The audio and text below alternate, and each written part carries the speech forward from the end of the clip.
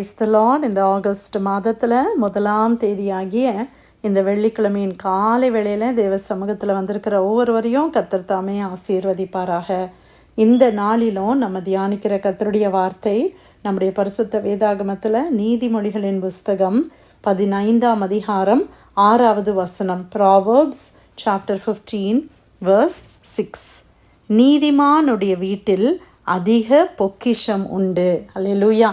கர்த்தர் இந்த மாதத்தில் நம்மளுக்கு கொடுத்திருக்கிற அருமையான இந்த வார்த்தைக்காய் கர்த்தரை ஸ்தோத்திரிக்கலாமா? நீதிமானுடைய வீட்டில் அதிகமான பொக்கிஷம் உண்டு என்று கர்த்தர் சொல்லுகிறார். நீதிமானாய் வாழுகிற தேவ பிள்ளைகளுடைய வீட்டில் நிறைய பொக்கிஷங்கள் இருக்கிறது. நம்ம பொக்கிஷம் இல்லை, ட்ரெஷர் அப்படின்ன உடனே நம்ம மனசில் என்ன வருது?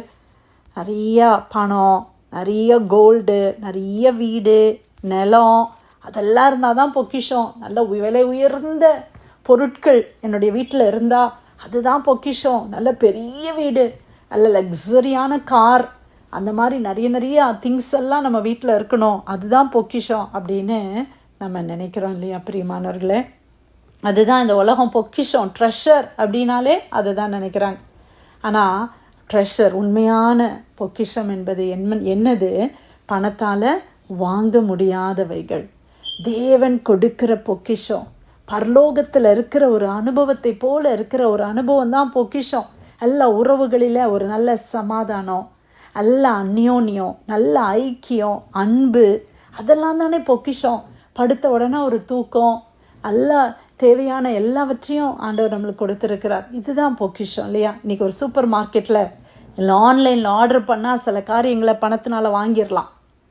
ஆனால் நம்ம வீட்டில் சமாதானத்தை ஆன்லைனில் ஆர்டர் பண்ணி வாங்கிட முடியுமா? என் வீட்டில் ஒரு சமாதானமே இல்லை, ஒரு ஆன்லைன் ஆர்டர் போட்டு அமேசானில் அடுத்த நாளே உடனே எனக்கு சமாதானம் வேணும் அப்படின்னா வந்துடுமா? அப்போது பொக்கிஷம் என்பது எது? அது தேவன் கொடுக்கிறவைகள் தான் பொக்கிஷம். ஆண்டவர் சொல்கிறாரு, அது நீதிமானுடைய வீட்டில் இருக்கிறது. அல்லேலூயா. நீதிமானுடைய வீட்டில் ரட்சிப்பினுடைய கம்பீர சத்தம் உண்டு என்று சொல்லி நம்ம தியானித்திருக்கிறோம். அப்போ இயேசு கிறிஸ்து வீட்டில் இருக்கிறது தான் பொக்கிஷம். அப்போ தேவன் என்னுடைய வீட்டில் இருக்கிறது தான் எனக்கு பெரிய பொக்கிஷம். நம்ம நினைக்கிறோம் இந்த உலகத்தின் பாடுகள் எல்லாம் மாறி இதெல்லாம் முடிந்து நான் பரலோகத்தில் ஆண்டவரோடு கூட சந்தோஷமாக இருப்பேன். ஆனால் உண்மையானது என்ன தெரியுமா? இந்த உலகத்திலேயே, இந்த பூமியில் நான் பரலோகத்தை கொண்டு வர முடியும். எப்போ கொண்டு வர முடியும்? ஏசு எங்கே இருக்கிறாங்களோ அங்கே பரலோகம், அவ்வளோதானே இல்லை? ஏசு நம்ம வீட்டில் இருந்தால் நம்ம வீடு ஒரு குட்டி பரலோகமாக இருக்கும், ஒரு லிட்டில் ஹெவன். அப்படியே அந்த சந்தோஷம், அந்த ஜாய், எல்லாருக்குள்ளேயும் நல்ல ஒரு அண்டர்ஸ்டாண்டிங். அப்படி இல்லாத பட்சத்தை யோசித்து பாருங்கள், ஜீசஸ் இல்லாத வீடை யோசித்து பாருங்கள். சின்ன காரியத்துக்கும் குழப்பம், பயம், சின்ன காரியத்துக்கும் ஆர்கியூமெண்ட்டு, சண்டை, யாருமே யாரோடையும் பேச முடியாத ஒரு சூழ்நிலை இன்றைக்கி நிறைய வீடுகளில் அப்படி இருக்கிறத நம்ம பார்க்குறோம். சமாதானமே இல்லை, எனக்கு வீட்டுக்கு போக விருப்பம் இல்லை, அங்கே போனாலே பிரச்சனை, அங்கே போனாலே குழப்பம், இவங்க முகத்தை பார்க்கவே பிடிக்கல, அம்மா முகத்தை பார்க்க முடியல, மனைவி முகத்தை பார்க்க பிடிக்கல, கணவன் முகத்தை பார்க்க பிடிக்கல, பிள்ளைங்க சொல்கிறாங்க பெற்றோருடைய முகத்தை நான் பார்க்கவே பிடிக்கல. இப்படி அநேகருடைய வீடு இருக்குது. ஆனால் ஆண்டவர் சொல்கிறாரு, நீதிமானுடைய வீட்டிலேயோ அதிகமான பொக்கிஷங்கள் இருக்கிறது. ஹல்லேலூயா. நம்ம வீடு இன்னைக்கு நீதிமானுடைய வீடாக இருக்குதா? அதே தான் நம்மளை நாமே ஆராய்ந்து பார்க்கலாம். இந்த ஆகஸ்ட் மாதத்தில் நம்ம எல்லாரும் நம்முடைய வீடு ஒரு நீதிமானுடைய வீடாய் மாற வேண்டும். ஆமேன். நீதிமான் என்றால் யார்? நீதியான காரியத்தை செய்கிறவங்க, அவ்வளோதான் இல்லையா? நீ பாருங்க, ரைட்டு தப்புன்னு ஒன்று இருக்குது, கரெக்டுன்னு ஒன்று இருக்குது, ரைட் இருக்குது, ராங் இருக்குது. எல்லாருக்குமே எது ரைட்டுன்னு தெரியும், எது ராங்குன்னு தெரியும். அவங்க ஜீசஸை அறிந்து கொண்டாதான் தெரியணும்னே இல்லை, பைபிள் தெரிஞ்சாதான் தெரியணும்னு இல்லை. ஆண்டவர் எல்லாருக்கும் மனசாட்சி கொடுத்துருக்குறாங்க. அப்போ எல்லாருக்குமே எது கரெக்டு, எது தப்பு, நம்ம செய்கிறதுல எது கரெக்டு எது தப்புன்னு தெரியாத நபர் இந்த உலகத்திலேயே கிடையாது. சின்ன குழந்தைக்கு கூட தப்பு என்னன்னா தெரியுது. ஒரு தப்பு பண்ண உடனே அதை மறைக்கணும் அப்படின்னு தெரியுது. யாராவது சொல்லி கொடுத்தோமா? இந்த மாதிரி தப்பு பண்ணால் இப்படி பண்ணணும் அப்படின்னு சொல்லி கொடுத்துருக்குறோமா? ஒருத்தரும் சொல்லி கொடுக்கல. அது தானா டிஃபால்ட்டாகவே அது இருக்குது. அப்போ நம்ம எல்லாருக்கும் தப்பு தெரியும், ரைட் தெரியும். நீதிமான்னா ரைட்டான காரியங்களை செய்கிறவர்கள். ஒரு தப்புன்னு எனக்கு மனசாட்சியில் தெரியுதா, நான் அதை செய்ய மாட்டேன். ஒரு காரியம் தப்புன்னு தெரியுதா, நான் அதை கேட்க மாட்டேன். என் கண்ணு முன்னால் அதை கொண்டு வர மாட்டேன். என்னுடைய கைனால் அதை தொடமாட்டேன். என் கால்கள் அந்த இடத்திற்கு போக நான் விடமாட்டேன். அதுதான் பிரியமானுடைய நீதிமானுடைய வாழ்க்கை. நமக்கு ஆண்டவர் சொல்கிறாரு, நம்ம சுய பலத்தினால நம்ம நீதியான காரியத்தை செய்யவே முடியாது. நான் நிறைய ரைட்டான காரியத்தை செய்யணும்னு நினைக்கிறேன், ஆனால் என்னுடைய ஸ்ட்ரென்த்தில் நான் செய்ய முடியாது. அப்படி நான் செய்தால் கூட ஆண்டவருடைய சமூகத்தில் அது அழுக்கான கந்தையாக இருக்குது. அப்போ நான் யாரை டிபெண்ட் பண்ணுறேன்? நான் ஆண்டவரை டிபெண்ட் பண்ணுறேன். ஜீசஸ், நீங்கள் தான் எனக்கு நீதியாக இருக்கிறீங்க ஆண்டவரே, நீங்கள் தான் என்னுடைய ரைச்சியஸ்னஸாக இருக்கிறீங்க, நீங்கள் என்னைய நடத்துங்கப்பா, நீங்கள் என்னை கவுன்சில் பண்ணுங்கள். ஒவ்வொரு நாளும் நான் நீதியான காரியத்தை நான் செய்யணும், நான் பேசணும், நான் பார்க்கணும் ஆண்டவரே.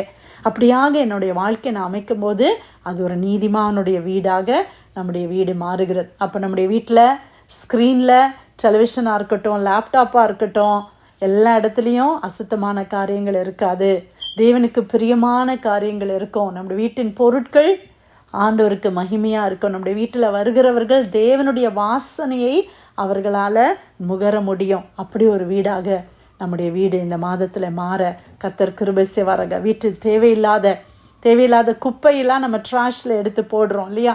ஈச் அண்ட் எவ்ரிடே நம்ம என்ன பண்ணுறோம்? வீடை க்ளீன் பண்ணுறோம், நம்முடைய பிளேசஸை க்ளீன் பண்ணுறோம், துணிகளை லாண்ட்ரி பண்ணுறோம், எல்லாம் செய்கிறோம், பாத்திரங்கள் எல்லாம் அழகாக க்ளீன் பண்ணி வைக்கிறோம்.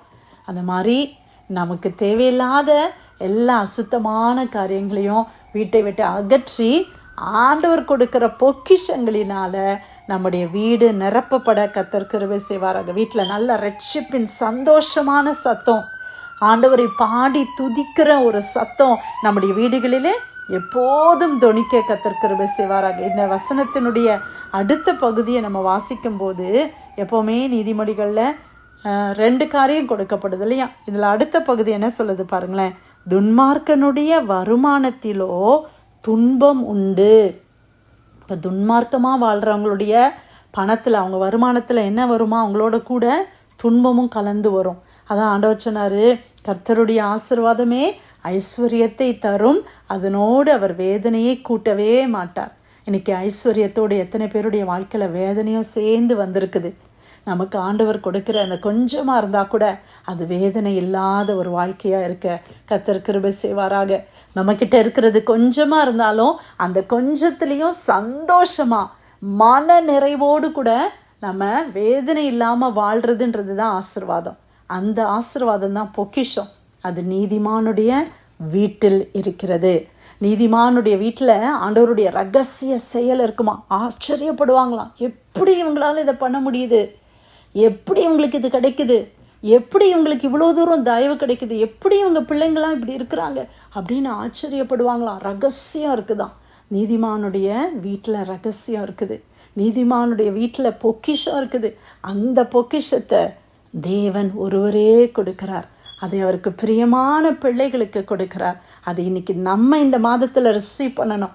அப்போ நம்ம எப்படி இருக்கணும்? நீதிமானாக இருக்கணும். அல்லேலூயா.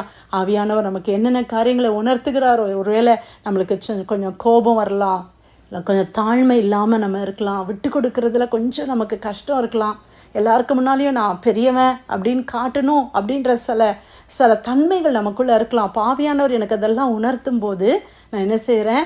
என்னை சப்மிட் பண்ணி நான் சரண்டர் பண்ணும்போது கொஞ்சம் விட்டு கொடுத்து போகிறது, கொஞ்சம் நம்மளை தாழ்த்துகிறது, மற்றவங்களுக்கு சான்ஸ் கொடுக்கறது, இப்படியான சில சுபாவங்கள் நமக்குள்ளே வர வர வர வர ஆண்டவருடைய ஆசீர்வாதமும் கூடவே வருகிறது. முறுமுறுப்பை தவிர்ப்பது, எல்லாம் ஆண்டவரை துதிக்கிற அனுபவத்தை பெற்றுக்கொள்வது, இதெல்லாம் நமக்குள்ள உள்ள சேஞ்சஸ்.